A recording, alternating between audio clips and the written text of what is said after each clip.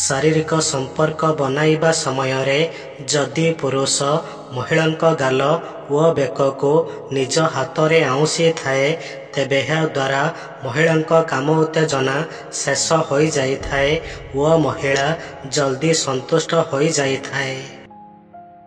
ନିଜ ବୈବାହିକ ଜୀବନକୁ ସୁଖମୟ କରିବା ପାଇଁ ସପ୍ତାହରେ କମସେ କମ୍ 2 ରୁ 3 ଥର ନିଶ୍ଚୟ ଶାରୀରିକ ସମ୍ପର୍କ ବନାଇବା ଉଚିତ।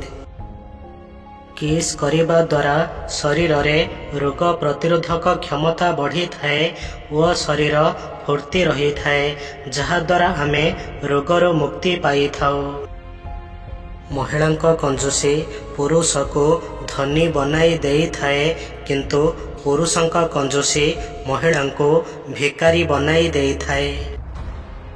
ସମସ୍ତଙ୍କୁ ମା ଦରକାର ହୋଇଥାଏ, ଭଉଣୀ ଦରକାର ହୋଇଥାଏ, ସ୍ତ୍ରୀ ଦରକାର ହୋଇଥାଏ, କିନ୍ତୁ ଝିଅ ଦରକାର ହୋଇନଥାଏ। କଥାଟି ସତ୍ୟ ଅଟେ। ସ୍ତ୍ରୀ ସେହି ସବଜେକ୍ଟ ହୋଇଥାନ୍ତି ଯାହାକୁ ପୁରୁଷ ସାରା ଜୀବନ ପଢ଼ିଲେ ବି ପାସିଂ ମାର୍କ ବ୍ୟତୀତ ଆଉ କିଛି ବି ପାଇପାରି ନଥାନ୍ତି।